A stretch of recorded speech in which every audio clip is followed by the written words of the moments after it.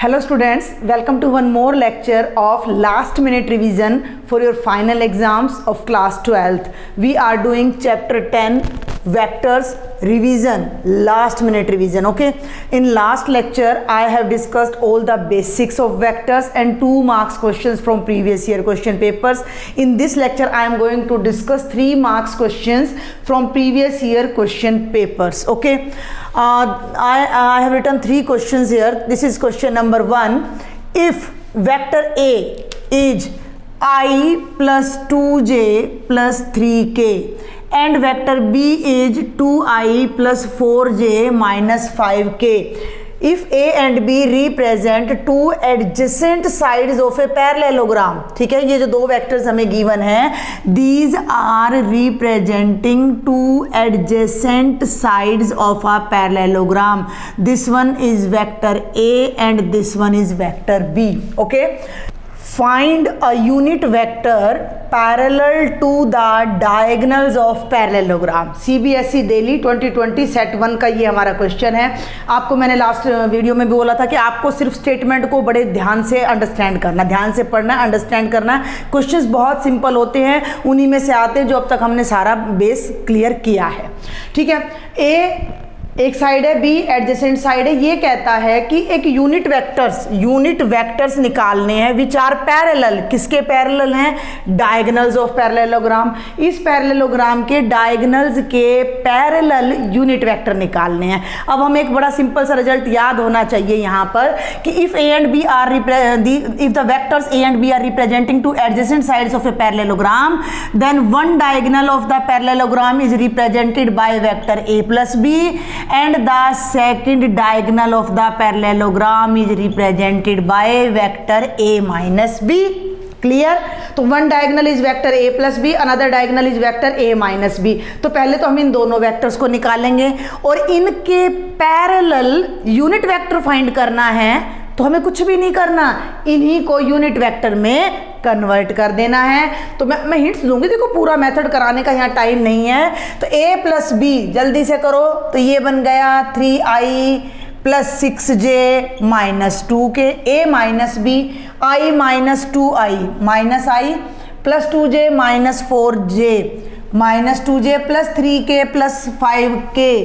तो ये हो जाएगा प्लस 8k. ये पहला डायगोनल आ गया, ये दूसरा डायगोनल. पहला डायगोनल इस वेक्टर से रिप्रेजेंट हो रहा है, दूसरा डायगोनल इस वेक्टर से रिप्रेजेंट हो रहा है. अब हम क्या लिखेंगे? Unit vectors parallel to diagonals are. इसको यूनिट वेक्टर में बदलना है. मान लो मैं इसको नाम दे दूं वेक्टर सी, तो वो क्या बन जाएगा? Vector c divided by its magnitude. तो वेक्टर सी तो ये हो गया और इसका मैग्नीट्यूड और निकाल दो साथ के साथ. 3i plus 6j minus 2k, इसका मैग्नीट्यूड हो जाएगा 9 प्लस 36 प्लस 4 49 7. तो ये आ जाएगा 3/7i 6/7j माइनस 2/7k. और इसको नाम दे दीजिए वेक्टर डी. तो ये यूनिट वेक्टर हो जाएगा vector D divided by its magnitude. Last lecture में बता चुकी, किसी भी वेक्टर को यूनिट वेक्टर में कन्वर्ट करना है तो उसको उसी के मॉडुलस से डिवाइड कर दिया जाता है.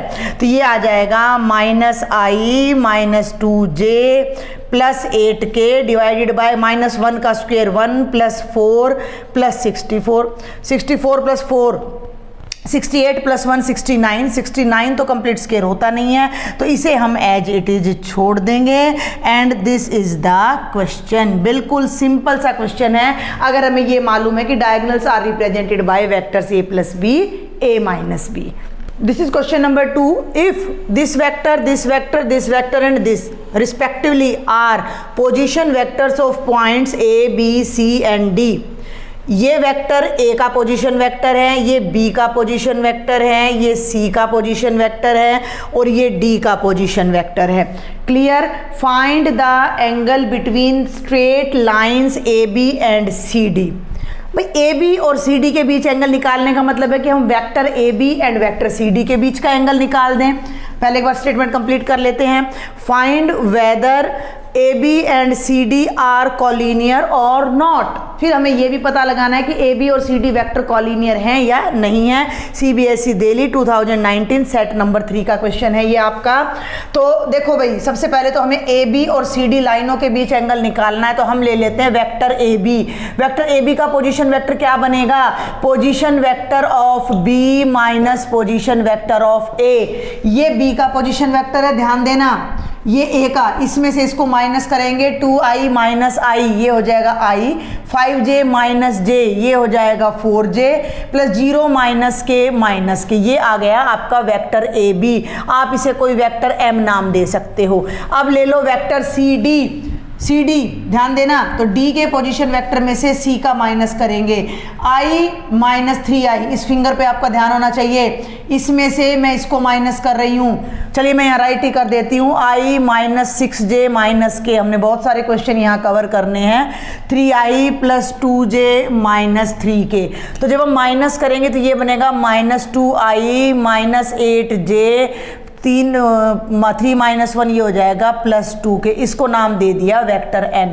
हमें इन दोनों लाइंस के बीच एंगल निकालना है, इट मीन्स हमें इन दोनों वेक्टर्स के बीच एंगल निकालना है, यानी हमें m और n के बीच एंगल निकालना है। मान लिया वो एंगल थीटा है, तो कॉस थीटा कैसे निकलेगा? m dot n bye mod m mod n। ठीक है, यहीं पर मैं इसका मॉडुलस भी फाइंड आउट कर देती हूँ। ये बनेगा 1 प्लस 16 प्लस 1, ये हो गया रूट 18, 9 इंटू 2 यानी 3 रूट 2। क्लियर? और यहीं पर मैं वेक्टर n का भी मैग्नीट्यूड निकाल देती हूँ, तो ये बनेगा 4 प्लस 64 प्लस 4, ध्यान देना, 2 स्क्वायर 4, 64 4, तो ये हो जाएगा 4 प्लस 4 8 यानी 72 को आप लिख सकते हो, फैक्टराइज करना पड़ेगा, 24 इंटू 3 2 इंटू 2 इंटू 3 इंटू 3, नहीं कंप्लीट तो नहीं बनना चाहिए, 2 2 जा 4, 4 3 जा 12 और 12 2 जा, 1 मिनट भाई 1 मिनट जल्दी से, 12 2 6 जा 2 3 जा, हाँ 222 आ जाएगा, 2 2 जा 4, 4 2 जा 8, 3 जा 24, 3 जा आपका कितना आ गया 72, तो 4 और ये आपका कितना आ जाए 3 3 जा 9, 9 2 जा 18, 18 2 जा 36 इंटू 2 आ जाएगा, तो ये बन जाएगा 6 रूट 2। माइंड में नहीं आया फैक्टर एकदम से मुझे, तो ये हमारा मैग्नीट्यूड आ गया। और इनकी डॉट प्रोडक्ट मैं यहीं पर आपको साथ साथ कर दूंगी, m डॉट n, इन दोनों पर ध्यान रखना है आपने, m पर भी और n पर भी। जब आप अपने फाइनल क्वेश्चन पेपर पर आंसर शीट पर इसे अटैम्प्ट करेंगे तो प्रॉपर मेथड से अटैम्प्ट करेंगे, ठीक है। कहीं आप सोचे कि ये शॉर्टकट लगाए तो 3 मार्क्स नहीं मिलेंगे।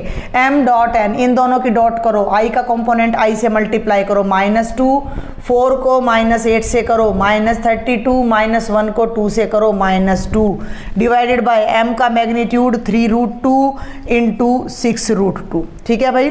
तो ये हमारा आ जाएगा 4 -36 डिवाइडेड बाय 18 इंटू 2, कैंसिल होकर कितना आ गया -1 आ गया। अब कोस थीटा -1 कब होता है? जब थीटा की वैल्यू पाई होती है। क्लियर? लेकिन अगर हम अब एक बात आपको ध्यान रखनी है, तो वेक्टर की बात हो गई। हमें कहा गया था कि लाइन ए बी और सी डी के बीच एंगल निकालना है, तो लाइनों के बीच जो एंगल होता है वो ऑब्ट्यूज भी होता है और एक्यूट भी होता है। हमने तो उसको वेक्टर में कन्वर्ट कर दिया ना। लेकिन अगर हम लाइन ए बी और सी डी की बात करते हैं तो एक एंगल उनमें एक्यूट होता है, एक एंगल उनमें ऑब्ट्यूज होता है।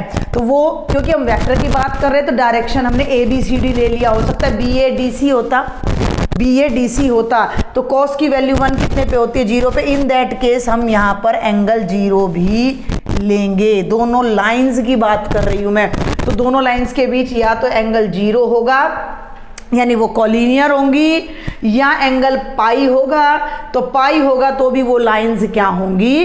कॉलिनियर होंगी। क्यों होंगी? अब ये भी जल्दी से आप देख लो, जो ये m है और n है, अगर n में से मैं -2 कॉमन ले दूं, where should I solve, yes I will solve here, मैं इसको रब कर देती हूँ। और यहाँ मैं आपको जल्दी से, मैंने कोलिनियरिटी की जो डेफिनेशन आपको बताई थी वो आपको याद होनी चाहिए, आप ध्यान से देखो। ये जो वेक्टर है n -2i -8j + 2 के, अगर मैं इसमें से -2 कॉमन ले दूं n में से, तो ये बन गया i + 4j - k, और ये हो गया -2 times vector n। n vector m का -2 टाइम्स हो गया, स्केलर मल्टीपल हो गया, यानी दोनों पैरेलल हो गए। और जब दो वेक्टर्स चाहे डायरेक्शन सेम हो या ना हो, लेकिन उनका सपोर्ट अगर सेम है या पैरेलल है, तो वो कोलिनियर वेक्टर कहलाते हैं। तो वेक्टर m और n कोलिनियर भी हैं। और लाइन ए बी और सी डी, वेक्टर की बात नहीं करी, लाइन ए बी और सी डी के बीच का एंगल या तो पाई होगा या 0 होगा। दिस इज क्वेश्चन नंबर 3 बेटा, it is from outer daily question paper 2019 set 1। The scalar product of vector A with a unit vector along the sum of these two vectors b and c is equal to 1. Find lambda and hence find unit vector along b plus c. एक बार में शायद समझ ना आए, but बहुत आसान सा question है, ध्यान से समझें। द स्केलर प्रोडक्ट, किस किस की scalar product of vector A, vector A की डॉट प्रोडक्ट किसके साथ, ये देखना है।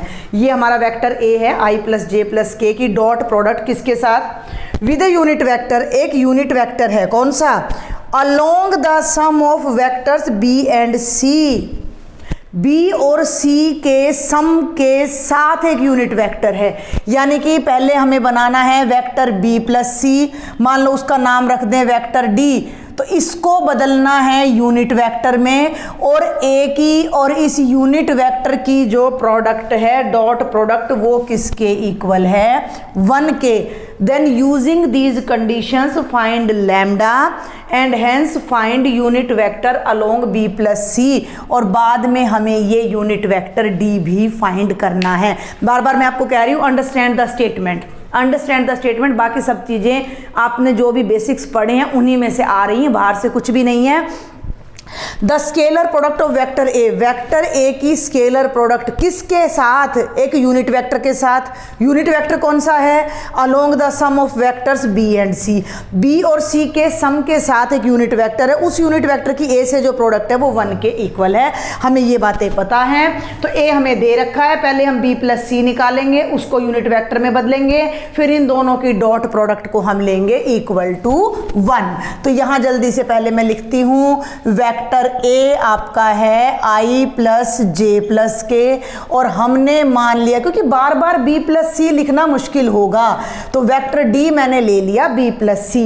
b हाईलाइट अगर मैं करूं तो 2i + 4j - 5k, lambda i + 2j + 3k, तो इनको मैं यहाँ जोड़ूं तो 2i + 4j - 5k + lambda i + 2j + 3k, ये अपना बन गया वेक्टर d। ध्यान देना, अब यहाँ लैम्डा बीच में अड़ेगा, लैम्डा + 2i, 4 और 2 6j और -2k, ये आपका है वेक्टर d।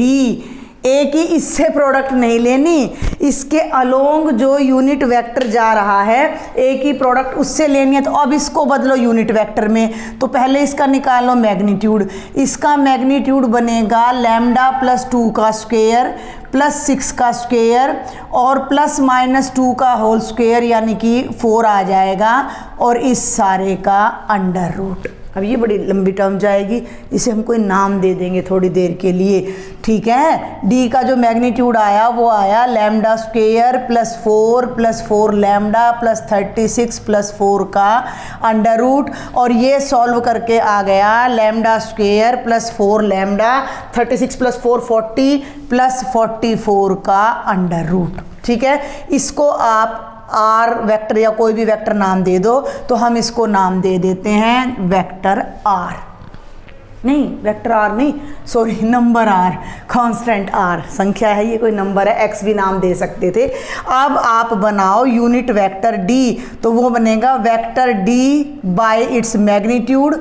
वेक्टर डी ये रहा, lambda plus 2i plus 6j minus 2k divided by its magnitude, जिसे मैं r नाम दे देती हूँ, क्योंकि बार बार इतनी बड़ी टर्म लिखने से हमें कन्फ्यूजन होगा, हम परेशान हो जाएंगे, लंबा पड़ेगा क्वेश्चन। तो इसको सेपरेट कर लो, लैम्डा प्लस 2/ri, 6/rj और माइनस 2/rk। यहाँ तक कॉन्सेप्ट क्लियर हुआ आपको। वेक्टर ए बी सी हमें गिवन थे, बी से मैंने बी प्लस सी बनाया, बी प्लस सी को मैंने डी नाम दिया और उसको यूनिट वेक्टर में कन्वर्ट किया। जो एक दो बातें यहाँ ध्यान रखने की है वो ये है कि इस कांस्टेंट को हमने कोई नाम दे देना है, एक्स वाई जेड भी नाम दे सकते थे। अब ये है वेक्टर ए और ये है यूनिट वेक्टर डी, तो according to question a dot d कितना है, 1 है। तो डायरेक्ट अब मैं डॉट प्रोडक्ट कर रही हूँ, दोनों के कंपोनेंट्स को मल्टीप्लाई करके 1 को इससे मल्टीप्लाई करो, तो ये बना लैम्डा प्लस 2/r, इसको फिर इससे मल्टीप्लाई करो प्लस 6/r और minus 2/r is equal to कितना आ जाएगा, 1 आ जाएगा। इसको सॉल्व करो तो ये ऊपर आएगा lambda plus 2 plus 6 minus 2 divided by r is equal to 1। 2 से 2 कैंसिल, r उस तरफ चला जाएगा और हमारे पास एक रिलेशन आ जाएगा lambda plus 6 is equal to r। ध्यान देना भाई, lambda plus 6 is equal to r।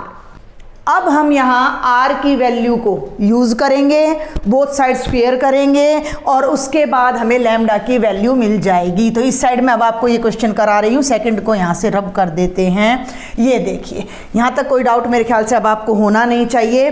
अब लैम्डा प्लस 6 r के इक्वल है और r की वैल्यू ये रही, तो यहाँ से आपने यूज़ करनी है lambda plus 6 is equal to lambda square plus 4 lambda plus 44 का अंडर रूट हटाने के लिए दोनों साइड से आप क्या कर दो भाई, स्क्वेयर कर दो। तो ये तो बन जाएगा लैम्डा स्क्वेयर प्लस 36 प्लस 12 lambda a square plus b square plus 2ab और स्क्वेयर से अंडर रूट कैंसिल हो गया, lambda square plus 4 lambda plus 44, lambda square cancel, 4 lambda इधर ले आओ, 12 lambda minus 4 lambda is equal to 44 minus 36, 12 minus 4 8, 44 minus 36 8 और बेटा जी लैम्डा की वैल्यू तो 1 आ जाएगी। लैम्डा की वैल्यू को यहाँ रख दो, इसमें रखने की जरूरत नहीं है, आर में यहाँ रखो 1। आर कितना है, लैम्डा प्लस 6, आर कितना है, लैम्डा प्लस 6, तो आर कितना आ जाएगा 7। आर क्या था, वेक्टर डी का मैग्नीट्यूड 7 था। तो हमें देखो लैम्डा आ गया, find lambda 1 and hence find unit vector along b plus c. B plus c के अलोंग जो यूनिट वेक्टर था वो यही तो था, तो इसको फाइंड कर दो ना। तो यूनिट वेक्टर डी हमारा क्या बन जाएगा, यहाँ तो 1 रख दो आप, 1 plus 2i plus 6j minus 2k divided by 7। Lambda और r की वैल्यू यहाँ पुट कर दी मैंने इस सर्कल में, यहाँ इस बाउंडेड एरिया में, ठीक है, जो मैंने अभी सर्कल सा किया है उधर। तो ये बन गया 3/7i plus 6/7j minus 2/7k and hence solved. तो क्वेश्चन मुश्किल नहीं है, लेकिन स्टेटमेंट्स को घुमा फिरा कर आपसे पूछा जा रहा है, वो अंडरस्टैंडिंग आपने डेवलप करनी है। इन क्वेश्चंस को ये मत समझना कि इसी टाइप यही क्वेश्चन सेम आ जाएंगे, इसी टाइप में आएंगे, तो ये आपकी अंडरस्टैंडिंग को बढ़ाएंगे। आपने लॉजिक क्रिएट समझना है इनसे कि अगर इस टाइप का क्वेश्चन आता है तो मुझे करना क्या है, ठीक है। क्वेश्चन नंबर 4 बेटा, from Delhi 2017, if a B c are mutually perpendicular vectors of equal magnitude, ध्यान देना 2 बातें बताई गई हैं, show that the vector A plus B plus C is equally incline to the vectors a B c. तीनों के साथ सेम एंगल बना रहा है, a plus B plus c. Also find angles which a plus B plus c makes with a और B और सी, ठीक है। क्या कहता है कि ए बी सी 3 वेक्टर हैं जो म्यूचुअली परपेंडिकुलर हैं। जब 3 वेक्टर्स परपेंडिकुलर हैं तो उनकी जो डॉट प्रोडक्ट होगी a dot b, b dot c और सी डॉट ए 0 होगी। जो भी आपको स्टेटमेंट गिवन है उससे जो भी रिजल्ट्स आपके माइंड में आते जानते हैं, पहले उन रिजल्ट्स को नोट कर लिया करो। अब जैसे म्यूचुअली परपेंडिकुलर बोला तो हमारे माइंड में एकदम से आ गया कि इनकी सबकी डॉट प्रोडक्ट्स क्या होंगी, 0। आगे बढ़ो, ऑफ इक्वल मैग्नीट्यूड, तीनों का जो मैग्नीट्यूड है वो सेम है, यानी कि modulus a modulus b is equal to modulus of c. ठीक है, समझ आ रही है बात? दोनों बातें हमने नोट कर ली।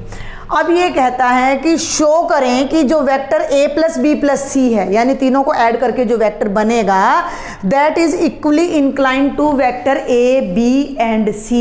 यानी a plus B plus c vector a के साथ भी उतना ही एंगल बना रहा है जितना वेक्टर b के साथ बना रहा है, और उतना ही एंगल वो वेक्टर c के साथ बना रहा है। तो हम मान लेते हैं कि let vector a plus B plus c is inclined at angles alpha, beta and gamma respectively with vector a, b and c। जो vector a plus B plus c है वो a के साथ अल्फा एंगल बना रहा है, b के साथ बीटा एंगल बना रहा है और c के साथ गामा एंगल बना रहा है, और हमें अल्फा, बीटा और गामा तीनों को इक्वल प्रूव करना है। अब हमें ये पता है कि अगर दो वेक्टर्स के बीच अल्फा या थीटा जो भी एंगल है तो हम उसे डॉट प्रोडक्ट की हेल्प से निकाल सकते हैं। तो मान लीजिए कि इसके और a के बीच में अल्फा एंगल है, तो बाय डेफिनेशन कॉस अल्फा क्या हो जाएगा, इन दोनों की डॉट प्रोडक्ट। ध्यान देना भाई, a plus B plus c dot a divided by magnitude of a plus B plus c into magnitude of a, ये आ जाएगा हमारे पास। ठीक है, इज इट ओके? अगर दो वेक्टर्स a और b के बीच में थीटा एंगल है, then we know that cos theta is equal to a dot b by mod a mod b। ये हम कर चुके हैं, क्लियर? तो इन दोनों के बीच अल्फा एंगल था। अब इस डॉट प्रोडक्ट को आप ओपन कर दो तो ये क्या बनेगा, ये बनेगा a dot a plus b dot a plus c dot a, और ये एज इट इज रख लीजिए इसको a plus B plus c mod a. ध्यान दो, और डॉट प्रोडक्ट जो होती है वो कम्यूट करती है, तो b डॉट a और a डॉट b ये 0 है, ये भी हमारा 0 है, और ये हो जाएगा मोड a का होल स्क्वेयर। ध्यान से देखें, ये हो जाएगा मोड a का होल स्क्वेयर प्लस 0, डिनोमिनेटर में आएगा a प्लस बी प्लस सी का मैग्नीट्यूड और a का मैग्नीट्यूड। जो वैल्यूज़ हमें नोन थी वो हमने पुट कर दी। अब ये 0 हटा दो, मोड a स्क्वेयर से मोड a कैंसिल हो गया, तो ये एंगल हमारा रह गया कॉस अल्फा। अल्फा को यहीं रख के कॉस उधर ले जाऊं तो एंगल हो गया cos inverse mod a by modulus of a plus B plus c. ये हमारी वैल्यू आ जाती है अल्फा की। क्लियर है? सिमिलरली करके दिखाने की ज़रूरत नहीं है।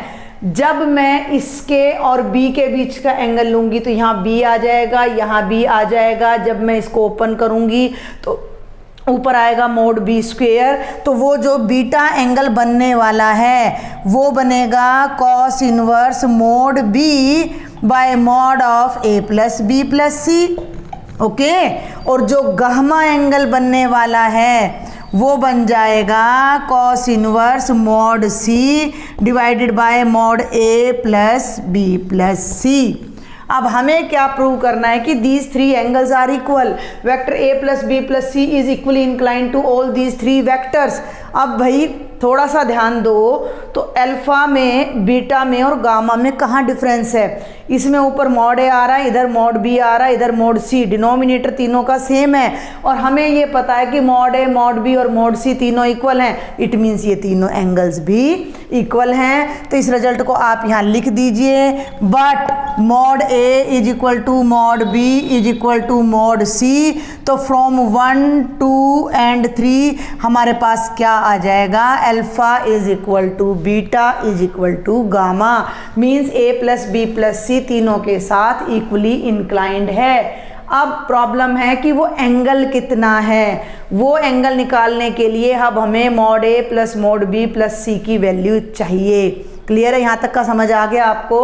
आगे बढ़ती हूँ मैं, जल्दी से देखें। अब हमें एंगल निकालना है और एंगल जो है वो हमारा क्या आ रहा है? वो आ रहा है cos inverse mod a by mod of a plus B plus c, या मोड बी या मोड सी, कुछ भी लगा लीजिए। तो जब तक हमें वेक्टर्स नोन नहीं है हम कैसे निकालें? तो अब हम यहाँ एक काम कर सकते हैं, हम इसका मॉडुलस फाइंड करते हैं। ध्यान देना, यही बस बातें आपको ध्यान रखनी है। Mode A plus B plus C whole square, mode a square क्या होता है? ए dot a.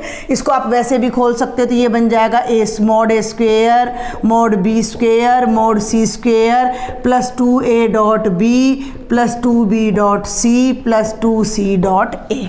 A dot b, b dot c, c dot a zero हैं, ये सब जीरो हो जाएंगे। ये तीनों इक्वल हैं, तो इन तीनों की जगह मैंने लगा दिया mode a square plus mode a square plus mode a square plus zero. ठीक है, ये हो जाएगा 3 times of mode a square.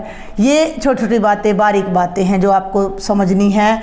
यहाँ कर दिया अंडर रूट कैंसिल, मोड ए प्लस बी प्लस सी, 3 का अंडर रूट करेंगे √3 और मैग्नीट्यूड ऑफ ए, स्क्वेयर से अंडर रूट कैंसिल हो जाएगा।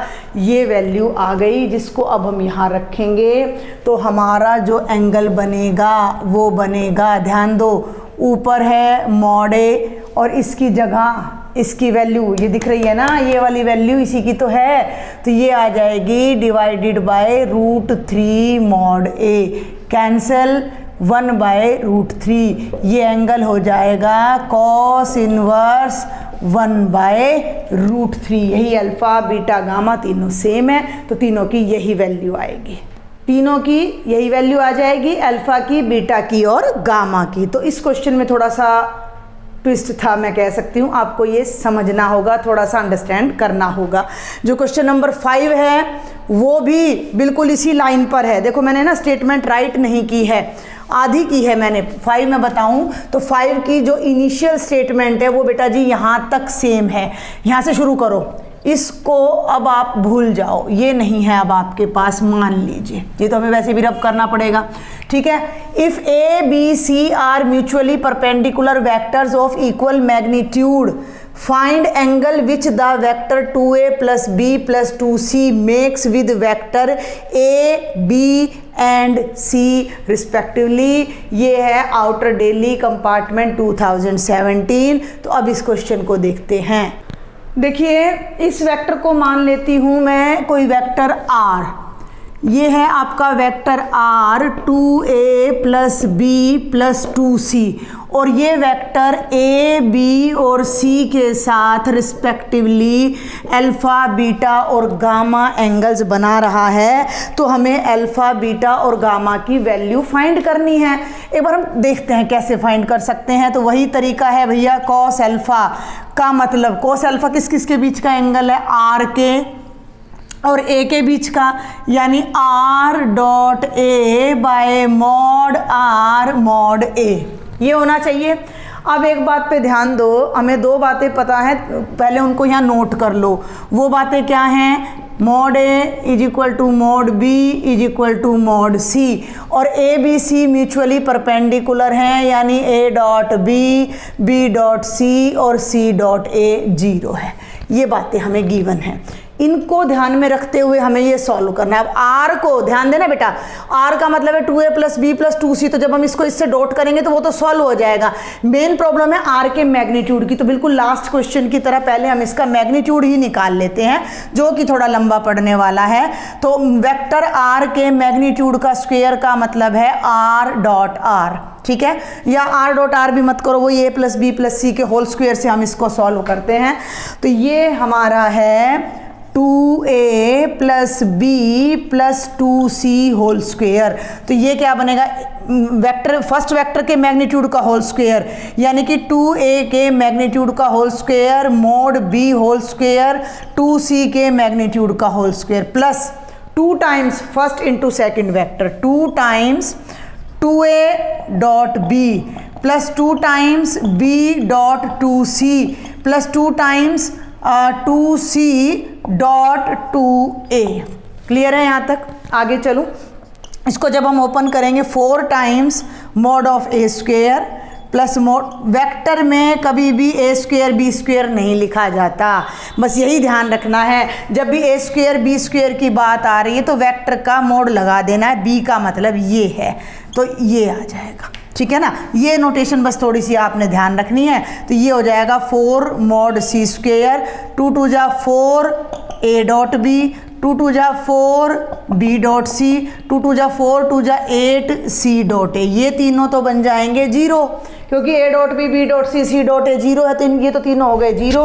और अब एक बात और ध्यान दो, mod a mod b mod c equal है, तो इन तीनों की जगह मैं मॉड ए लगा रही हूँ। 4 टाइम मॉड ए स्क्वायर, दोनों क्वेश्चन का जो 4th क्वेश्चन में करा चुकी हूँ, जो 5th में करा रही हूँ, दोनों का कॉन्सेप्ट बिल्कुल सेम है, मिलता जुलता है। ये देखो, ये कंपार्टमेंट वाले में आया हुआ था, वो 2017 में आया हुआ था 4 मॉड ए स्क्वेयर, और ये सारा बन गया 0 इसकी वजह से, ठीक है। 4 + 4 8 + 1 9 टाइम्स मॉड ए स्क्वेयर। इसकी बजाय अब मैं ये ले रही हूँ मॉड आर स्क्वेयर, दोनों तरफ अंडर रूट करोगे तो 9 का अंडर रूट 3 आएगा, 3 मॉड ए, ठीक है। ये हमारा आ जाएगा वेक्टर आर का मैग्नीट्यूड, जिसे अब हम यहाँ रखेंगे, और कॉस अल्फ़ा, इसको साफ ही कर देती हूँ मैं, यहीं पर अच्छे से समझाती हूँ।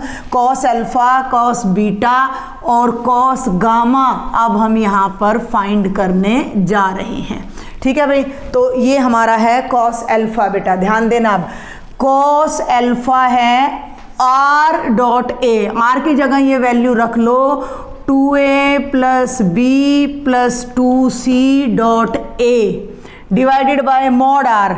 मॉड आर कितना है? 3 मॉड ए और साथ में मॉड ऑफ ए, ठीक है भाई। अब जब आप ऊपर डॉट करोगे तो 2a डॉट ए, ध्यान देना, तो 2 टाइम्स वेक्टर ए का मॉड का स्क्वायर आ जाएगा, b डॉट ए 0 बन जाएगा, 2c डॉट ए 0 बन जाएगा, नीचे आ जाएगा 3 मॉड ए होल स्क्वायर, ये तो दोनों 0 बन जाएंगे। ये बन गया 2 times mod A square by 3 times mod A square, ये आ रहा है कॉस अल्फ़ा। अल्फ़ा आ जाएगा कॉस इनवर्स 2/3, क्लियर है। अल्फ़ा आ जाएगा कॉस इनवर्स 2/3। अब हम बीटा और गामा और निकाल देते हैं, इसको मैं यहाँ से साफ करके इधर ही आपको बता देती हूँ। देखिए अब जरा कॉस बीटा पे आ जाएं। कॉस बीटा में सिर्फ यहाँ पर बी आ जाएगा, तो कॉस बीटा हो जाएगा आर डॉट बी। अब मैं शॉर्ट में कर रही हूँ, आर का मतलब है 2a + b + 2c dot vector b. R का मैग्नीट्यूड अभी अभी हमने देखा था 3 मॉड ए, और यहाँ आ जाएगा मॉड बी। अब आप देखो समझो, 2a डॉट बी है plus mod b whole square plus 2c dot b divided by a नहीं है बेटा जी, ये क्योंकि ए तो है, ए तो है, लेकिन ए का मैग्नीट्यूड बी के मैग्नीट्यूड के इक्वल है, तो मैं इसको बी में कन्वर्ट कर दूंगी, 3 मॉड बी और ये साथ में मॉड बी, ये भी 0 ये भी 0, क्योंकि a dot b dot c सब 0 हैं। तो ऊपर आ जाएगा मॉड बी स्क्वेयर, नीचे आ जाएगा 3 मॉड बी स्क्वेयर, ये आ जाएगा 1/3। तो बीटा की वैल्यू आ जाएगी कॉस इनवर्स 1/3। और ऐसे ही हम अब निकाल देते हैं गामा, दोनों में यहाँ नोट कर देती हूँ साथ में। अल्फ़ा आपका आ रहा है cos inverse 2/3। And at last अब हम ले लेते हैं यहाँ पर कॉस गामा। ध्यान देना बेटा, तो गामा है तो सी के साथ एंगल बनेगा, तो यहाँ सी आ जाएगा, यहाँ सी आ जाएगा, और ए को भी मैं कन्वर्ट कर देती हूँ सी में, क्योंकि मॉड ए और मॉड सी इक्वल हैं। अब इसको ओपन कर लो, 2a डॉट सी 0 बनेगा, b डॉट सी 0 बनेगा, और ये बन जाएगा 2 मॉड सी का स्क्वायर 3 मॉड सी का स्क्वायर। ओपन करोगे तो ये वैल्यू आपकी 2/3 आएगी, और गामा की वैल्यू यहाँ से आ जाती है कॉस इनवर्स 2/3। तो ये गामा आ जाएगा कॉस इनवर्स 2/3। ठीक है, आई थिंक आपको समझ आया है। कोई डाउट रह जाए कमेंट बॉक्स में लिखना। लेक्चर थोड़ा भी पसंद आ रहा है तो सब्सक्राइब करना नहीं भूलना है। क्वेश्चन नंबर 6 पहले यहाँ लिखा था, बाई चांस मैंने इसको इरेज कर दिया बाई मिस्टेक। इसको मैं नहीं कराना चाह रही, बहुत आसान है, मैंने इसको लास्ट लेक्चर में भी कराया। Using vectors find the area of triangle with these 3 vertices. तो बहुत ही आसान है, इसका हिंट दे देती हूँ मैं आपको, लेकिन इसकी इंपॉर्टेंस ये देख लो कि 2020 में 3 सेट में आया है, 2017 में आया है। ये आपको ट्रायंगल दे रखा है जिसके 3 वर्टिसेस हैं ए बी सी, 1 2 3 2 -1 4 और 4 5 -1। आपने इसका एरिया निकालना है, तो ये मैंने लास्ट में भी कराया था, वेक्टर ए बी निकाल लेना, vector a c. Vector a b कैसे निकलेगा, हम सबको पता है, position vector of b minus position vector of a, यानी O b minus O a. B के कोऑर्डिनेट्स के साथ आप 2i माइनस जे प्लस 4k लगाओगे, माइनस ए के कोऑर्डिनेट्स के साथ भी आप i plus 2j plus 3k लगाओगे, तो ये आपका वेक्टर ए बी बन जाएगा। ऐसे ही आप vector a c, and if 2 vectors are representing 2 adjacent sides of a triangle, then the area of that triangle is given by a B cross a c का मैग्नीट्यूड डिवाइडेड बाय 2। तो I think ये question आप अपने आप solve कर सकते हो। आगे बढ़ते हैं भाई क्वेश्चन नंबर 7 पर। साथ साथ आप पढ़ते चले। If vector a b and c are this this and this, ठीक है, 3 वेक्टर्स आपको गिवन है, ए है, बी है और सी है। Find a vector D which is perpendicular to both C and D and satisfying D dot C is 21। ठीक है भाई, हमें ये वेक्टर ए गिवन है 4i plus 5j minus K, vector B है i minus 4j plus 5k, C vector है 3i plus j minus के, और हमें एक नया वेक्टर डी निकालना है जो सी के भी परपेंडिकुलर है और डी के भी, और डी और सी की डॉट प्रोडक्ट 21 है। इस क्वेश्चन को करने के 2 तरीके हैं। पहला तरीका है कि आप वेक्टर डी को सपोज कर लीजिए xi yj z के, दोनों तरीके मैं आपको बता देती हूँ, xi plus yj plus z के, और फिर आप सारी कंडीशंस लगाएं। क्या क्या, वेक्टर डी सी के परपेंडिकुलर है तो आपका जो d डॉट सी है वो 0 आएगा, उससे आपको एक इक्वेशन मिलेगी, और ये सी नहीं है, डी नहीं है यहाँ पर बेटा जी, ये बी है, ठीक है। और वेक्टर डी बी के भी परपेंडिकुलर है तो डी डॉट बी भी आपका क्या हो जाएगा, 0। Let me cross check the statement. हाँ जी, ये देखिए यहाँ पर क्योंकि ए नहीं आया ना, तो यहाँ मुझे डाउट लग रहा था, ये डी डॉट ए है, ये डी डॉट ए है हमारा। तो तीसरी कंडीशन आ जाएगी D dot A is equal to 21। 3 condition से 3 इक्वेशंस मिलेंगी एक्स वाई जेड में, तीनों को सॉल्व कर लेना और एक्स वाई जेड की वैल्यू आ जाएगी, एक्स वाई जेड की वैल्यू आ जाएगी तो आपको वेक्टर डी मिल जाएगा। एक तरीका है ये कंपैरेटिवली वैसे इजी लगेगा आपको ये वाला, ठीक है। बिल्कुल सिंपल कैलकुलेशंस होंगी, 3 इक्वेशंस होंगी जिन्हें आप मैट्रिक्स मेथड से भी सॉल्व कर सकते हो या सिंपल अपना एलिमिनेशन मेथड से भी सॉल्व कर सकते हो। दूसरा तरीका क्या है, दूसरा तरीका हमारा है कि मैं आपको बार बार बता रही हूं कि किन्हीं 2 वेक्टर्स पे परपेंडिकुलर अगर एक सिंगल वेक्टर फाइंड करना है तो वो इन दोनों की क्रॉस प्रोडक्ट होती है, ठीक है। C cross b is perpendicular to c and b both. ये एक सिंपल सा रिजल्ट है जो मैं बार बार बता रही हूँ, हर लेक्चर में आपको बता रही हूँ। तो पहले मैं सी क्रॉस बी निकाल लेती हूँ, ध्यान देना, सी क्रॉस बी आई जे के। सी के कंपोनेंट्स हैं 3 1 -1, बी के कंपोनेंट्स हैं 1 -4 5। सॉल्व करो तो ये बनेगा 5 -4 -j, ये बनेगा बेटा 15 + 1 + k -12 -1। सॉल्व कर लेना, ये बनेगा i -16j -13k। ये वो वेक्टर है जो c और b दोनों को परपेंडिकुलर है, और d वेक्टर भी दोनों को परपेंडिकुलर है, but d is perpendicular to both c and b। तो d इसी की डायरेक्शन में होगा, d c क्रॉस b की डायरेक्शन में होगा, तो d होगा lambda times of c cross b। भाई ये वेक्टर c है, ये b है, दोनों पे परपेंडिकुलर ये वेक्टर है c क्रॉस b।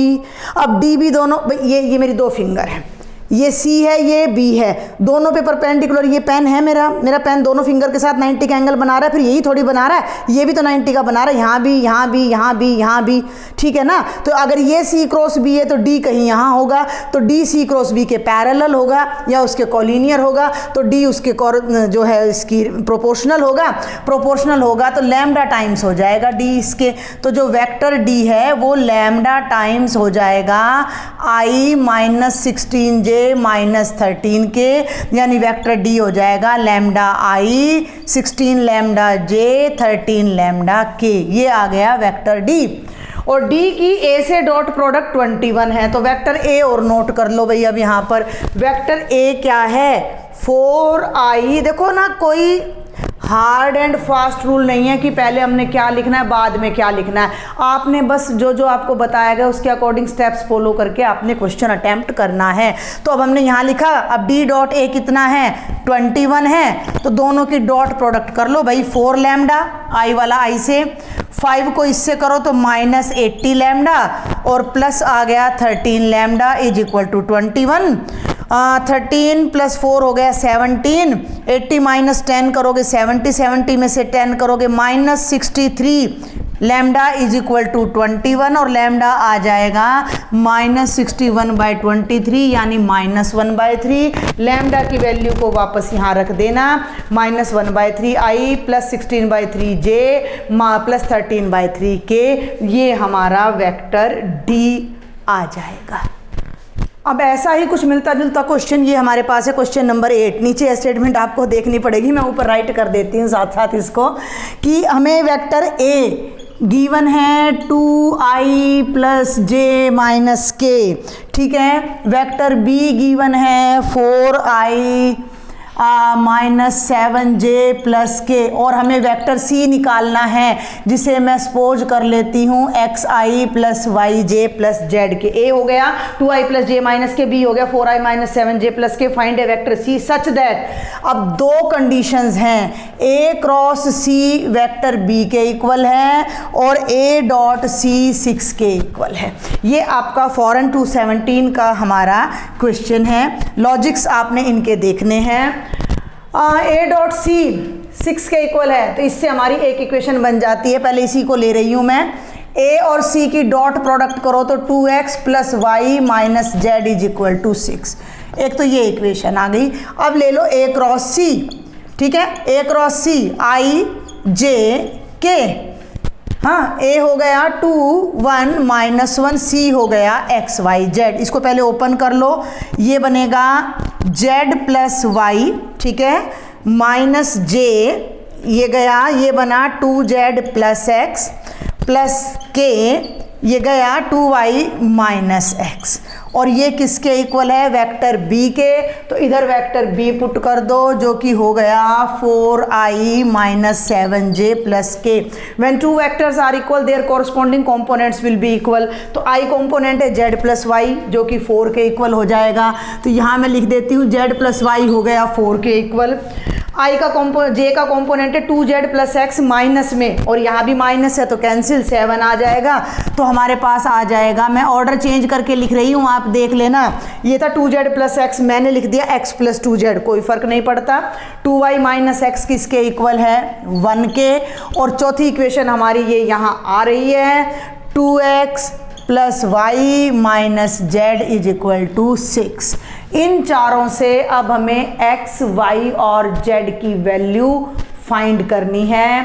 तो हम क्या करते हैं, हम देखो जरा ध्यान से, ये तो आइडिया आपको खुद भी लेना पड़ेगा। ये 1 है, ये 2 है, ये 3 है और ये देखिए इक्वेशन नंबर 4 से हम x को ना सेपरेट कर लेते हैं। x इधर आ गया तो x हो गया 2y माइनस 1। x की वैल्यू को यहाँ पुट कर दो तो ये बनेगा 2 into 2y minus 1 plus Y minus Z is equal to 6। 4y minus 2 plus Y minus Z is equal to 6। 5y minus Z, 2 उधर जाएगा 8 हो जाएगा। और एक इक्वेशन ये रही हमारी y plus Z is equal to 4। Add कर दीजिए, कैंसिल, ये यहाँ से इसको ऐसे कर दो, ये हो जाएगा 6y, 8 प्लस 4 12, y की वैल्यू आ जाएगी 2। y की वैल्यू को यहाँ रख देना, x की वैल्यू आ जाएगी 4 माइनस 1 यानी 3, और z यहाँ से आ जाएगा 2z is equal to 7 minus X यानी 7 माइनस 3 यानी 4, तो z आ जाएगा 2x 3y 2z2। तो जो वेक्टर c है वो हमारा बन जाएगा। ये इस तरह से नहीं करना है आपने फाइनल पेपर में, ठीक है, सिस्टम से करना है क्वेश्चन को। मेन जो लॉजिक था वो मैंने आपको समझा दिया। इससे पहले जो 7th क्वेश्चन था वो भी मैं यही कह रही थी कि वेक्टर डी को आप इस तरह से सपोज भी कर सकते हो। कुछ और क्वेश्चंस देखते हैं बेटा। इससे पहले मैं एक बात आपको क्लियर करना चाहूँगी कि इससे पहले के भी जितने क्वेश्चंस मैंने आपको कराए हैं या आगे जो मैं कराने जा रही हूँ, ये लगभग एनसीईआरटी से 98% तक क्वेश्चन आपके एनसीईआरटी से आते हैं। आप उन सभी क्वेश्चंस को देखना, वो आपको मिसलिनियस में मिल रहे हैं बहुत आराम से। अगर आप मिसलिनियस एक्सरसाइज को इंक्लूड करते हुए पूरी एनसीईआरटी कवर कर लेते हो तो आपको कहीं भी किसी तरफ भी झांकने की ज़रूरत नहीं है, क्योंकि आपका बेस वहाँ से क्लियर हो जाता है। 2 की जगह 4 और 4 की जगह 5 आ जाए स्टेटमेंट में, तो इतना तो डील करना आपको आना चाहिए। हाँ, इस बार एग्जाम्पल्स इंक्लूड नहीं है, लेकिन मैं सजेस्ट करूँगी कि आप वो करें। अब तो खैर 2 ही दिन आपके पास रह गए हैं, तो देखते हैं फटाफट से। ये कहता है vector a 2i minus J minus 2k है, vector b 7i plus 2j minus 3k है। देन एक्सप्रेस, आप इसको देखना, ये क्वेश्चन एनसीईआरटी की मिसलिनियस में गिवन है। Then express b in the form of b1 plus b2। Vector b को 2 टुकड़ों में करना है, b1 प्लस b2 में, जिसमें पहला वेक्टर b1 a के पैरेलल है और दूसरा वेक्टर b2 a के परपेंडिकुलर है। तो एक तरीका तो ये है कि भाई b1 b2 को सपोज करो, इसके इक्वल करो, बहुत लंबा जाएगा। उसकी बजाय हम क्या करते हैं, ध्यान से देखें जरा। एक तो हमें ये कहा गया है कि vector b b1 plus b2 के इक्वल है, ठीक है, vector b b1 plus b2 के इक्वल है। और हमें ये भी कहा गया है कि b1 a1 के पैरेलल है, a के पैरेलल है, b1 a के पैरेलल है, तो b1 lambda times of a हो जाएगा। लैम्डा a का स्केलर b जो है b1 जो है हमारा वो a का स्केलर मल्टीपल हो जाएगा, ठीक है, तो लैम्डा टाइम्स हो जाएगा। तो जो b1 की वैल्यू आएगी वो लैम्डा a आएगी, तो यानी कि 2 lambda i minus lambda J minus 2 lambda के। तो ये तो आ गया वेक्टर b1। क्लियर है भाई, b1 और a पैरेलल है तो दोनों प्रोपोर्शनल है। अब यहाँ से आ जाओ, b1 मिल गया, b मिल गया, तो b2 निकल आएगा। b2 कहाँ से निकलेगा, b माइनस b1, b1 को इधर ले गए, b माइनस b1, b कितना है 7i, और उसमें से इसको माइनस कर दो। डायरेक्ट कर रही हूँ भाई मैं, बहुत सारे क्वेश्चन हो जाएंगे। 7 माइनस 2 लैम्डा आई, 2 माइनस माइनस प्लस, तो ये हो जाएगा 2 प्लस लैम्डा जे माइनस 3 और माइनस माइनस प्लस 2 लैम्डा, तो इसे जब आप लिखोगे तो 2 लैम्डा माइनस 3k। लॉजिक समझ आया। b को इसने कहा है कि b1 प्लस b2 की फॉर्म में लिखो, जिसमें b1 a के पैरेलल है। b1 a के पैरेलल तो b1 is lambda times of a, तो b1 हमने a को लैम्डा से मल्टीप्लाई किया तो b1 आ गया। हमें b1 मिल गया, b ऑलरेडी गिवन है, b में से b1 माइनस करोगे तो वेक्टर b2 आ गया। b2 a के परपेंडिकुलर है, ध्यान देना, वेक्टर b2 परपेंडिकुलर है a के, इसका मतलब b2 डॉट a कितना है, 0 है। दोनों की डॉट प्रोडक्ट 0 आएगी, तो ये तो b2 हो गया। और ये a को मैं इधर साइड में ही लिख लेती हूँ। वेक्टर a हमारा हो गया 2i minus J minus 2k, इन दोनोकी डॉट प्रोडक्ट 0 होने वाली है। तो देखो ध्यान से, 2 into 7 minus 2 lambda minus 1 into 2 plus lambda minus 2 into 2 lambda minus 3 is equal to 0। ये हो जाएगा 14 minus 4 lambda minus 2 minus lambda minus 4 lambda plus 6 is equal to 0। 4 + 1 5 + 4 9 आ गया बेटा। 14 में से 2 माइनस करोगे 12 + 6 कितना आ गया 18। राइट साइड में ले जाके सॉल्व कर लेना। लैम्डा की वैल्यू 2 आ गई। आगे मैं नहीं करूँगी। लैम्डा को इसमें पुट करना b1 आ जाएगा, लैम्डा को इसमें पुट करना b2 आ जाएगा एंड वी आर डन। ये आपकी मिसलिनियस में भी है ये वाला क्वेश्चन। आगे देखते हैं। फिर एक ट्रायंगल का क्वेश्चन आ जाता है। Question number 10, show that points A B C with these 3 position vectors. ये ए का पोजीशन वेक्टर है, ये बी का पोजीशन वेक्टर है और ये सी का पोजीशन वेक्टर है। Are the vertices of a right angled triangle. आपको ये दिखाना है कि ये एक ट्रायंगल के वर्टिसेज हैं और वो ट्रायंगल आपका राइट एंगल्ड है। हमें नहीं पता किस पॉइंट पर राइट एंगल्ड है, तो मैं ए बी सी आइडिया से ही ले सकती हूँ। अभी हमें नहीं पता कि राइट एंगल ए है, बी है या सी है। तो सबसे पहले तो आप ये देखो कि ये ट्रायंगल है या नहीं। तो ट्रायंगल होने के लिए आपको मैंने बताया था कि a b plus b c plus c a b plus b c plus c a क्या होना चाहिए 0। तो इन तीनों को जब हम जोड़ेंगे, पहले हम ए बी निकालेंगे, फिर हम वेक्टर बी सी निकालेंगे, फिर हम वेक्टर सी ए निकालेंगे। तो जल्दी से ए बी का मतलब position vector of b minus a, तो i माइनस 2i बेटा ये हो गया minus i minus 3j plus j minus 2j minus 5k minus k minus 6k। अब आ जाओ वेक्टर बी सी पे। B c 3i minus i 2i minus 4j plus 3j minus j minus 4k plus 5k plus k। और ये बन गया vector C ए। सी ए का मतलब a में से c माइनस करना है, तो 2 minus 3 minus i minus j plus 4j plus 3j और ये हो जाएगा प्लस 5 के। तीनों को ऐड करो ना जल्दी से। देखो ये तो 2i प्लस का और ये माइनस का कैंसिल हो गया, 3 माइनस का प्लस का कैंसिल हो गया और 5 + 1 6 से 6 कैंसिल हो गया। तो a b plus b c plus c a 0 आ गया।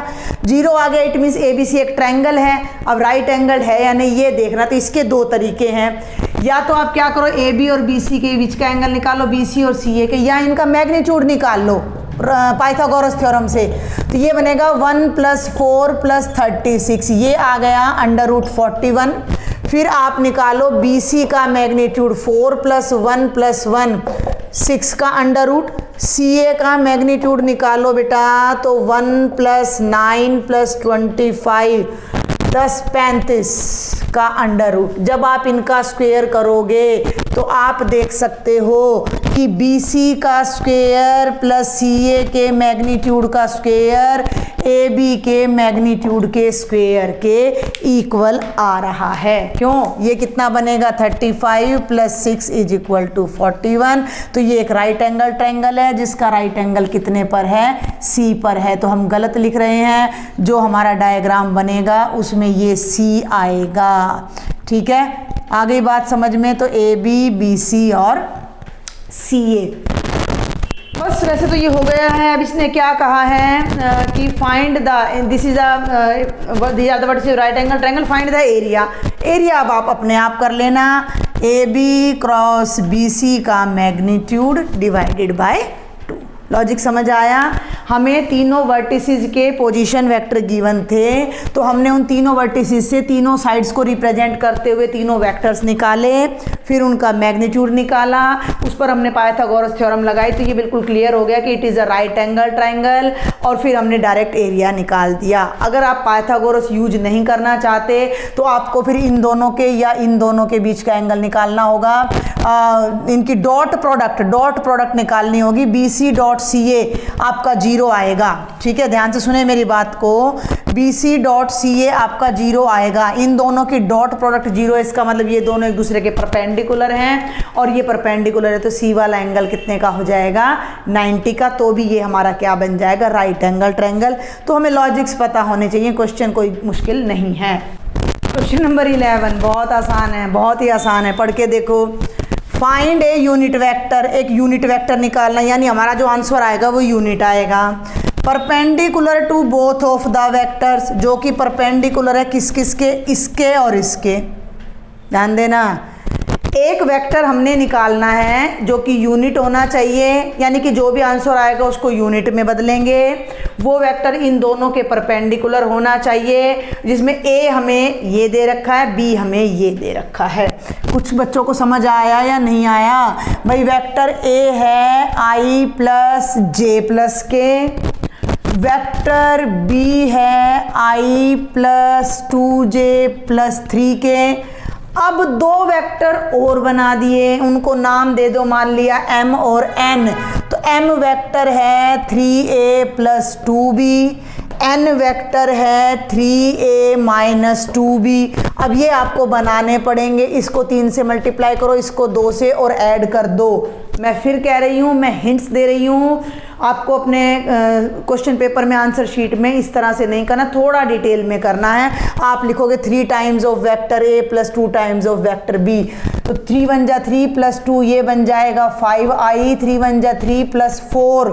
भाई इसको 3 से मल्टीप्लाई करोगे, इसको 2 से करोगे, तो 3 प्लस 4 कितना हो जाएगा 7j, और 3 प्लस 6 कितना हो जाएगा 9k। इनको माइनस करना है, 3i माइनस 2i, i हो जाएगा 3j minus 4j, minus j हो जाएगा 3k minus 6k minus 3k हो जाएगा। अब ये क्या, यहाँ तक कहानी समझ आई? पीछे से चलो, ये वेक्टर a है, ये वेक्टर b है, 3a प्लस 2b हमने वेक्टर m नाम दे दिया, 3a माइनस 2b हमने वेक्टर n नाम दे दिया। अब इन दोनों के परपेंडिकुलर एक नया वेक्टर निकालना है। फिर वही बात आ रही है, दो वेक्टर के परपेंडिकुलर अगर कोई तीसरा वेक्टर निकालना है तो वो और कुछ नहीं, उनकी क्रॉस प्रोडक्ट होती है। तो अब आप क्या करोगे, सुन लो ध्यान से, आप m क्रॉस n निकालोगे। मान लो उसको नाम दे दिया मैंने वेक्टर d, तो वेक्टर d m के भी परपेंडिकुलर होगा और वेक्टर डी एन के भी परपेंडिकुलर होगा। तो अब आपने m क्रॉस n यहाँ निकालना है, वो एक ऐसा वेक्टर आएगा जो इन दोनों के परपेंडिकुलर होगा, और फिर आप उसको किस में बदलोगे, यूनिट वेक्टर में। फिर आप उसको लास्ट में किस में बदल दोगे, यूनिट वेक्टर में। तो ये आपका फाइनल आंसर आ जाएगा। Question number 12, given that a b c form a triangle such that vector a is equal to b plus c, find, ये थोड़ा लेंथी है, p q r s such that area of triangle is 5√6, a b और c respectively ये हैं। तो एक बार मैं ज़रा फिर से यहाँ लिखती हूँ, ये है क्वेश्चन नंबर 12, वेक्टर a है आपका P I plus Q J plus R K, am I right? Yes. और वेक्टर b है S I plus 3j plus 4k, ध्यान देना है। वेक्टर c है 3i plus j minus 2k। तीन तो ये वेक्टर्स हैं, ये तीनों वेक्टर्स मिलकर एक ट्राइंगल फॉर्म कर रहे हैं कि ये अगर वेक्टर b है, ये c है, तो taken in opposite direction, sum of two sides of a triangle represent the third side of a triangle taken in opposite direction। तो हमें ये गिवन भी है कि वेक्टर a किसके इक्वल है, b प्लस c के। तो पहले तीसरी कंडीशन को यूज करो। अच्छा, जरा एक बार ध्यान से फटाफट देख लो क्या क्या गिवन है।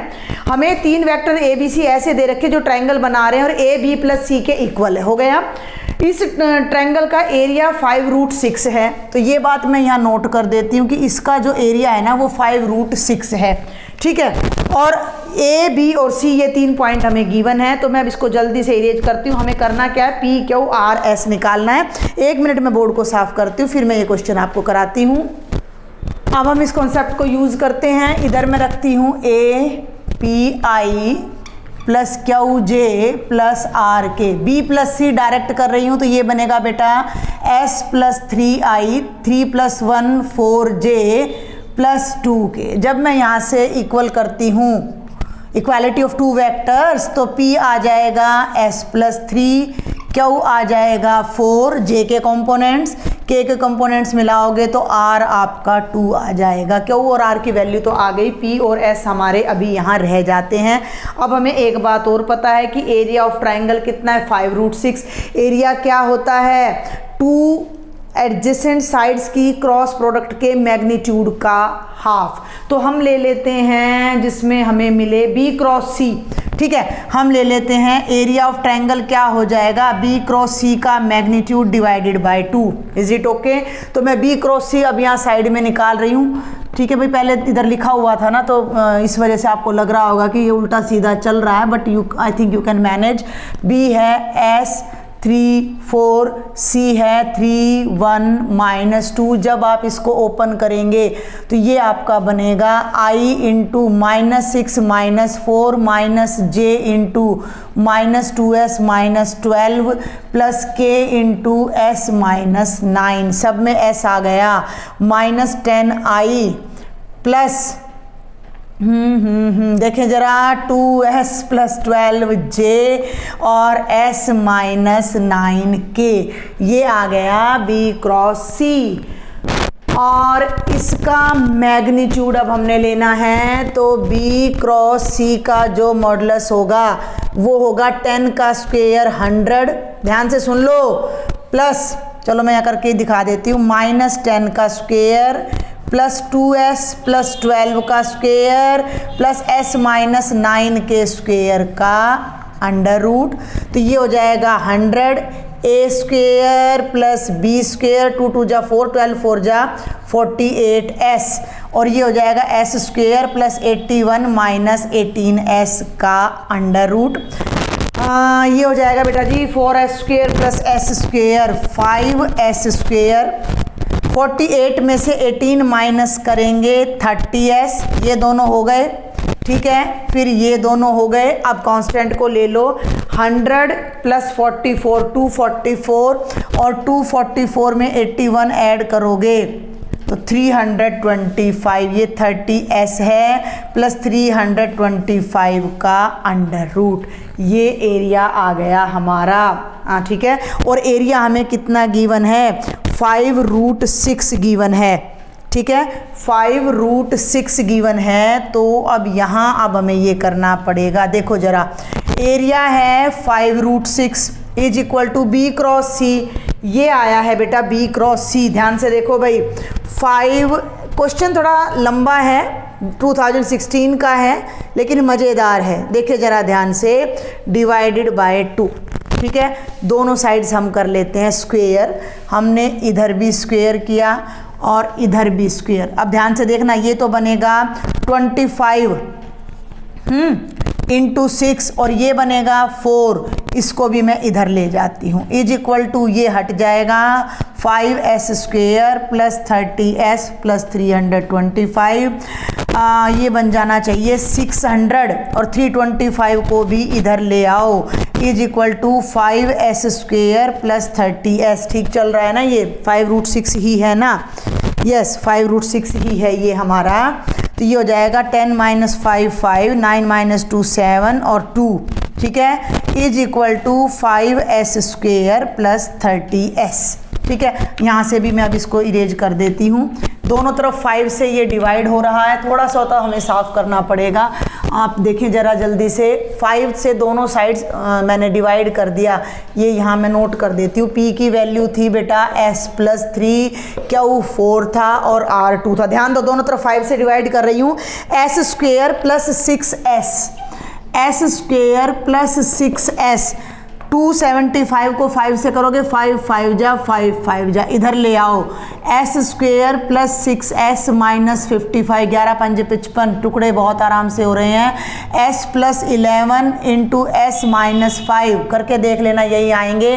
तो s की वैल्यू या तो -11 आएगी या 5 आएगी, s -11 है अगर, तो p कितना आएगा, s + 3 यानी -11 + 3 यानी -8, समझे, और s अगर 5 है तो p कितना आएगा, 5 + 3 यानी कि 8। तो ये p, q, r और s की हमारी डबल वैल्यूज़ यहाँ आ जाती हैं। थोड़ा डिफरेंट लेकिन काफ़ी मज़ेदार क्वेश्चन था, कोई डाउट रह जाता है तो कमेंट बॉक्स में आप मुझे लिख सकते हो। ये कुछ क्वेश्चन और हैं और देखते हैं बेटा फटाफट। क्वेश्चन नंबर 13, p है i + j + k, q i - 2j + k, ठीक है, find a vector of magnitude 5√3, एक नया वेक्टर हमने निकालना है 5√3 यूनिट्स परपेंडिकुलर टू क्यू, एक नया वेक्टर निकालना है। ये किसी क्वेश्चन का पार्ट है, इसको हम यहाँ छोड़ देते हैं, हम बात कर रहे हैं क्वेश्चन नंबर 13 की। ये ए है, ये पी है, ये पी है, ये क्यू है, हमें एक नया वेक्टर निकालना है। मान लीजिए वो वेक्टर है r, a i plus b j plus c k. तो वो वेक्टर का जो मैग्नीट्यूड है, मैग्नीट्यूड ऑफ आर है 5√3। वेक्टर आर क्यू को परपेंडिकुलर है, यानी कि आर डॉट क्यू 0 है, and coplanar with P Q R. जब तीन वेक्टर कोप्लेनर होते हैं तो उनकी स्केलर ट्रिपल प्रोडक्ट 0 होती है, यानी उनके कंपोनेंट्स का डिटर्मिनेंट की वैल्यू 0 होती है। ये बात मैं लास्ट लेक्चर में डिस्कस कर चुकी। तो पहले इसको देखते हैं, आर डॉट क्यू, क्यू ये है हमारा, तो आर को इसके साथ डॉट करो तो ये बन गया a-2b plus C is equal to 0।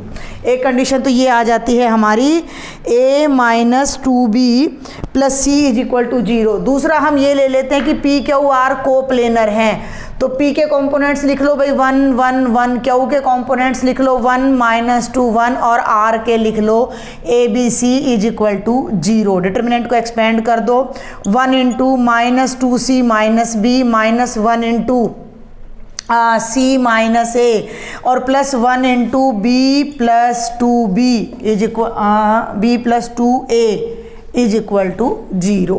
ठीक है, ये हो जाता है, ये क्या कर दिया मैंने, ये हो गया -2C माइनस बी, तो -2C minus B minus C plus A plus B plus 2A is equal to 0। ध्यान से देखो तो क्या कैंसिल हो रहा है, B से B कैंसिल हो रहा है, -3C plus 3A is equal to 0। यहाँ से A की वैल्यू आ गई C, इसको फर्स्ट में रख दो, इसको फर्स्ट में रख दो, तो C आ गई, तो C -2B plus C is equal to 0, 2C minus 2B तो C is equal to B। तो हमारे पास एक वैल्यू ये आ जाती है A is equal to B is equal to C। Exact R नहीं आया है, एक वैल्यू आई है। ठीक है, तो हमने A B C को हमने मान लिया कि 1 है, हमने तीनों को थोड़ी देर के लिए मान लिया कि A B C क्या है, 1 है, तो जो वेक्टर R है वो हमारा बन जाएगा I प्लस जे प्लस के। लेकिन जो हमारा R का मैग्नीट्यूड है वो 5√3 है। अब ध्यान देना कि R का जो मैग्नीट्यूड है 5√3 है, तो उस चीज़ को यहाँ कैसे कवर करें, किस तरह से अब हम आगे बढ़ें। तो ये देखो बेटा, ये वेक्टर R है, इसका मैग्नीट्यूड ले लो आप, तो कितना आएगा 1 + 1 + 1 यानी √3 आ गया। इस वेक्टर का मैग्नीट्यूड आ गया √3। अब जो हमें एक्चुअल में वेक्टर R चाहिए, आप एक बात याद करो, कोई भी वेक्टर क्या होता है, वो होता है उस वेक्टर का मैग्नीट्यूड इनटू यूनिट वेक्टर। ठीक है, उस वेक्टर का मैग्नीट्यूड इनटू यूनिट वेक्टर। तो मैग्नीट्यूड हमारा है 5√3, यूनिट वेक्टर जो हमारा बन रहा है, अभी हमने बनाया नहीं है यूनिट वेक्टर, यहाँ एक मिनट, एक स्टेप मैं स्किप कर गई, यहाँ पर पहले R का यूनिट वेक्टर बनाते हैं, तो वो बनेगा 1/√3i, या डायरेक्ट कर लो I प्लस जे, हमने इसके प्रोपोर्शन वेक्टर ले दिया है एक, हमने इसके प्रोपोर्शनल वेक्टर ले दिया है एक, तो वो ये यूनिट वेक्टर बन गया, ये मैग्नीट्यूड हो गया, ये यूनिट वेक्टर हो गया। लेकिन हमें वो वेक्टर निकालना है जिसका मैग्नीट्यूड ये है। तो एक्चुअल वेक्टर जो कोई भी हमारा होता है वो क्या होता है, वेक्टर ए का मैग्नीट्यूड इनटू यूनिट वेक्टर। तो जो हमारा एक्चुअल वेक्टर आर बनेगा उसका मैग्नीट्यूड है 5√3 और ये उसके प्रोपोर्शनल यूनिट वेक्टर है। ध्यान देना, ये उस वेक्टर R की डायरेक्शन में, समझ गए मेरी बात को या नहीं समझे हो। यहाँ ABC इक्वल आ गया, ABC इक्वल आ गया, तो ABC की इनफाइनाइट वैल्यूज होंगी और वो इनफाइनाइट वैल्यूज R के पैरेलल इनफाइनाइट वेक्टर्स देंगी। उनमें से हमने एक वैल्यू 1 चूज कर ली, उस वैल्यू 1 को चूज करके हमने R के पैरेलल एक वेक्टर ले लिया, 1 केस हमने ले लिया। इट इज, इसको कोई और नाम दे सकते हो आप, M नाम दे दो, M इज प्रोपोर्शनल या पैरेलल टू R। ठीक है, M R के पैरेलल है, ये हो गया m का मैग्नीट्यूड, ये हो गया m यूनिट वेक्टर।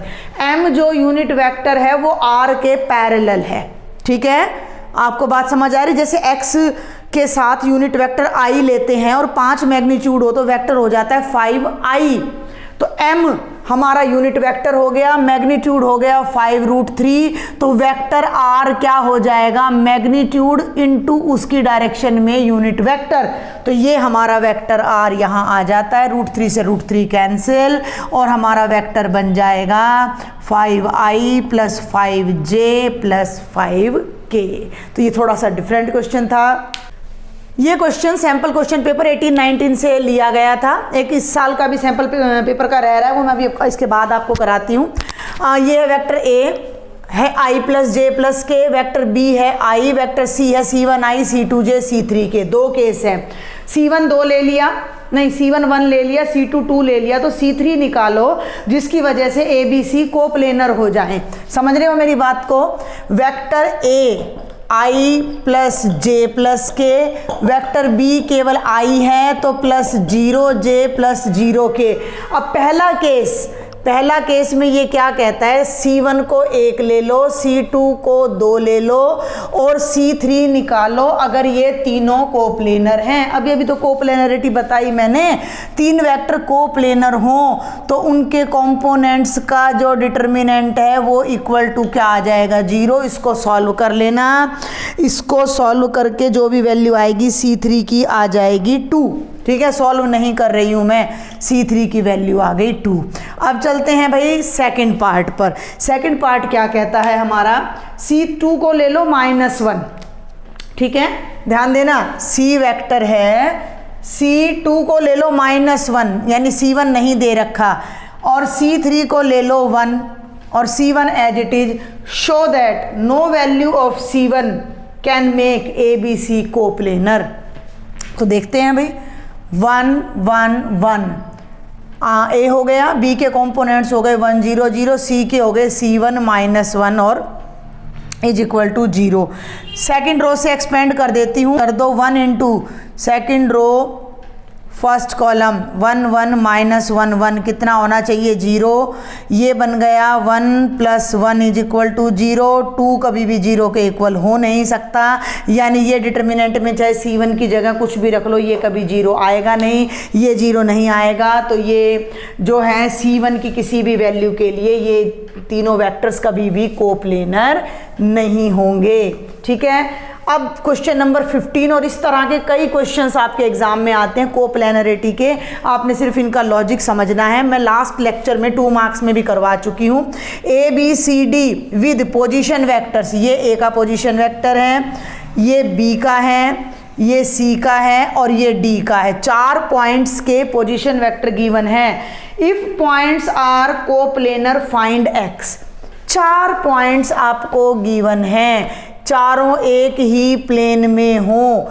इस तरह का जब भी कोई क्वेश्चन आ जाए तो आपने एक ही पॉइंट से शुरू होने वाले 3 वेक्टर AB, AC और AD निकालने हैं। ध्यान से सुन लो मेरी बात, आपने एक ही पॉइंट से शुरू होने वाले 3 वेक्टर AB निकाल सकते हो, बना सकते हो। AB का मतलब है B का पोजीशन वेक्टर -A का 5 - 4i प्लस x - 3j और +7 - 3 4k।